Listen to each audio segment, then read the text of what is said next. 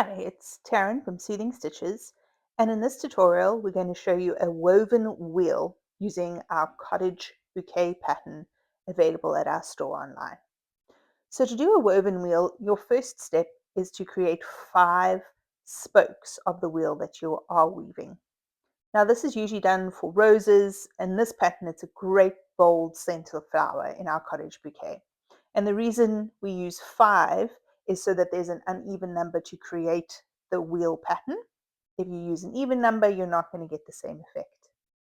So once you've created all 5 of your spokes, you're actually going to start your weaving. So you pull your thread through in the middle of a spoke, and the first stitch you're going to go under your spoke and then over the next one.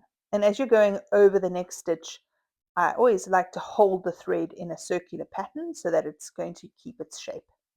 And then you just continue to go round and round under the one spoke, over the next spoke, weaving in a circle, making sure to hold your thread as you're going around the circle. Now, I often like to do my French knots for the middle of my flower first because I have a tough time keeping my woven wheels neat. And I tend to pull a thread or accidentally pull too tightly and then it messes up my stitch. So I like to do the French knots first. And anytime I'm going to pull a thread, I'm always going to hold the stitches that I have done to make sure that they're not going to pull too tightly. And the trick to a really great woven wheel is a nice loose tension, keeping those stitches in place as you're stitching them. So whenever I'm pulling my thread through, I like to hold the stitches as I go. You just continue around and round a wheel. Sometimes I like to move my needle so I'm not using the pointy end to thread it through.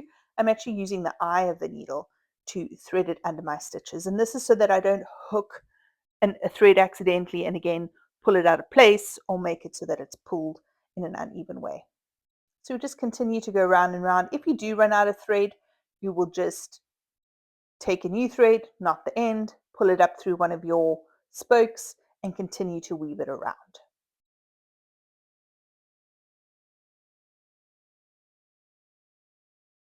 When we get to the end of our wheel, we're going through each of the spokes right up into the end.